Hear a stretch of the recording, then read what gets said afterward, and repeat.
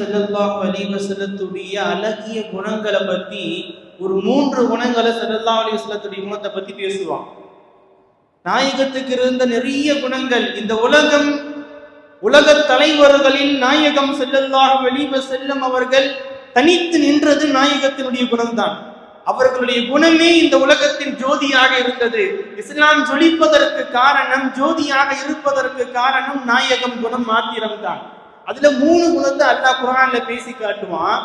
முதல் விஷயம் சொல்லுவான் அல்லாஹ் நாயகத்தை பற்றி, நாயகமே நீங்கள் அணுகும் முறை இருக்கு தெரியுமா, நீங்க மக்கள் அணுகுறீங்க தெரியுமா, உங்களுடைய மக்களுக்கும் உங்களுக்கும் உள்ள தொடர்பு இருக்கு தெரியுமா, அதை நீங்க ரொம்ப மென்மையாக்கி வச்சிருக்கீங்க, அதனால தான் உங்களை சுத்தி மக்கள் இருந்துகிட்டே இருக்காங்கன்னு சொல்லுவாங்க.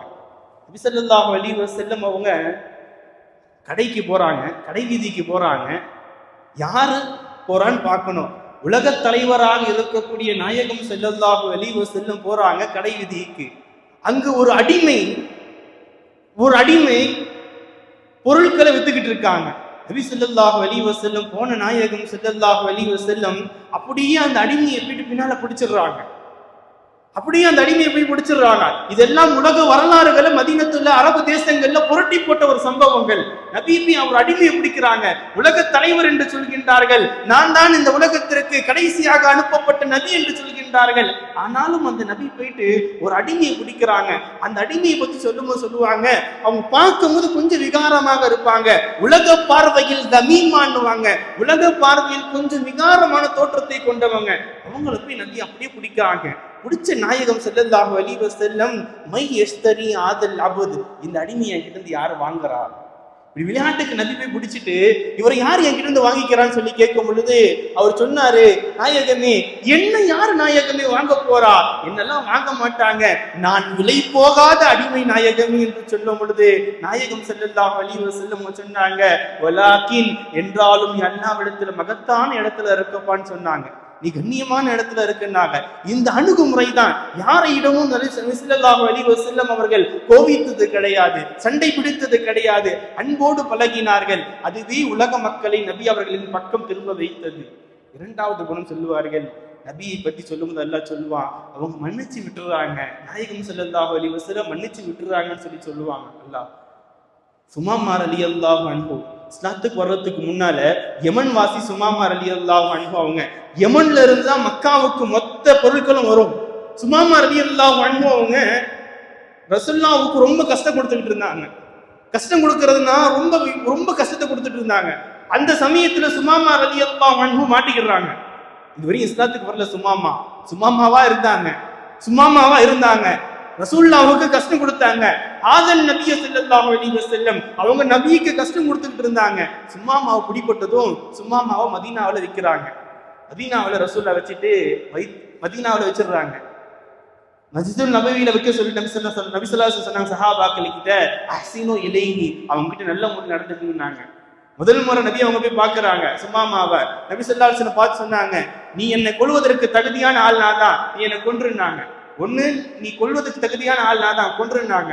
இல்லையா என்னை விட்டுறியா, உனக்கு எவ்வளவு பொருள் வேணும்னு சொல்லு முஹம்மத், நான் உனக்கு தருகிறேன் என்றாங்க. இல்லையா நான் மன்னிச்சுட்டா விடு அப்படின்னு சொல்லிட்டு சொல்லும் பொழுது 3 நாட்கள் சுமாமா ரலியல்லாஹு அன்ஹு மதீனாவில் வைக்கப்படுகின்றார்கள்.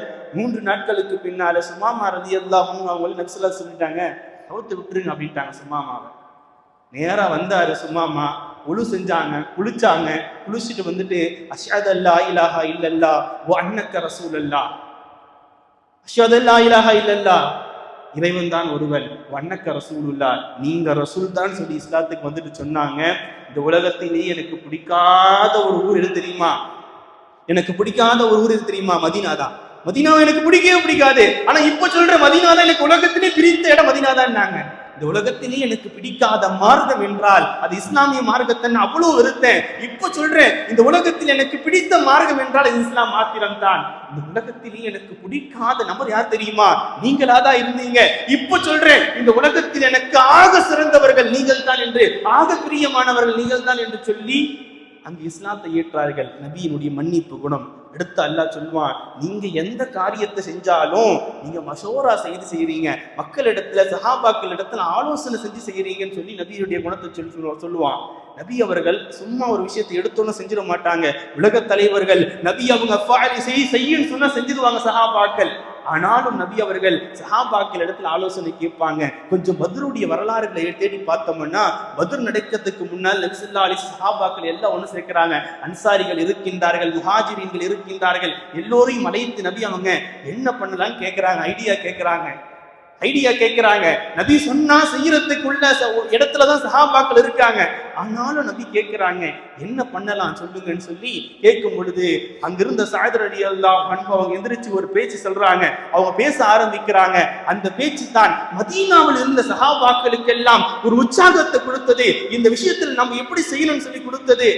அவங்க எந்திரிச்சு சொன்னாங்க, நபி அவங்க ஆலோசனை கேட்கும் பொழுது, யா ரசூலுல்லாஹ், நீங்கள் எங்களை சாடையாக கேட்பது போன்று இருக்கின்றது. நாங்க என்ன யா ரசூலுல்லாஹ், நீங்க கூப்பிட்டு வரமாட்டோம் நினைச்சுக்கிட்டீங்களா? நீங்கள் எங்களை கடலில் இறக்கி விட்டாலும் நாங்கள் உங்களோடு வருவோம் நாயகமே. மூசா அலைஹிஸ்ஸலாம் கூட்டம் சொல்லிச்சுல, இதுஹப், நீயும் உங்க ரப்பை போர் செய்யுங்கன்னு. அப்படியெல்லாம் நாங்க சொல்ல மாட்டோம், நீங்க சொன்னா நாங்க எல்லா இடத்திற்கும் வருவோம் நாயகமேன்னு சொல்லி ஒரு பிரசங்கத்தை சஅத் ரலியல்லாஹு அன்ஹு சொல்றாங்க. அதுவே அந்த மதீனாவில் உள்ள மக்களுக்கு, அன்சாரிகளுக்கு மிகப்பெரிய உற்சாகத்தை கொடுத்தது. எப்படி வந்தது இந்த பயிற்சி, எப்படி இது உருவானது? நபி அவர்கள் ஆலோசனை கேட்டார்கள். சஹாபாக்கள் கிட்ட நம்ம இடத்துல ஆலோசனை கேட்கணும், பெரியவங்க கிட்ட ஆலோசனை கேட்கணும். ஒரு விஷயத்தை செய்யறோமா, அதுல ஆலோசனை கேட்டா அல்லாஹ்வுடைய உதவி இருக்கின்றான். ஒரு முரீது தன்னுடைய ஷேக் கிட்ட போயிட்டு ஆலோசனை கேட்கிறாரு. வேலையே இல்லை, ரொம்ப கஷ்டமா இருக்கு, என்ன செய்யலாம்னு சொல்லும் பொழுது முரீது கிட்ட ஷேக் சொன்னாராம், போயிட்டு திருட போங்க, கொள்ளையடிக்க போயிங்க அப்படின்றாரு. ஷேக்கு என்ன சொல்றாரு, கொள்ளையடிக்க போயிடுங்கன்றாரு. கொள்ளையடிக்க தப்பு இல்லையா? படிக்கும் போது எனக்கும் தப்பு தான் சொல்லிச்சு. என்னடா இது தப்பா இருக்கு, கொள்ளையடிக்க போன்னு சொல்றாங்களே அப்படின்னு கொஞ்சம் அப்படியே வரலாறுகளை பின்னோக்கி வந்தோம்னா, அவர் சரி ஷேக் சொல்லிட்டாரு, ஆலோசனை கேட்டோம், ஷேக் என்ன சொன்னாங்க, கொள்ளையடிக்க போக சொல்லிட்டாங்க, போயிட்டாரு. முதல்ல போய் சேர்ந்தாரு, போய் கேட்டாரு, எப்போ ஒரு கொள்ளை கூட்டத்தை பார்த்து கேட்டாரு, எப்பா நானும் உங்களோட சேர்ந்துக்கிறேன் அப்படின்னாரு. ஏன்பா? இல்லை, என் ஷேக் கொள்ளை அடிக்க சொன்னாங்க, நானும் உங்களோட வந்து கொள்ளை அடிக்கிறேன்னு சொல்லி சொன்னதும், அப்படியா சரி வா, கூட்டு போயிட்டாங்க.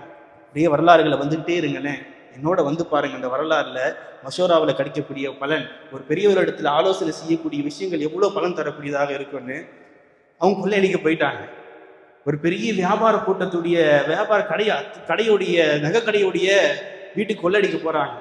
கொள்ளடிக்க போயிட்டு எல்லாத்தையும் கொள்ளை அடிச்சுட்டு அந்த கொள்ளை கூட்டத்துடைய தலைவர் சொல்றாரு, இவர்கிட்ட கத்தியை கொடுத்து, இந்தப்பா எல்லாரையும் கொன்றுட்டாங்க.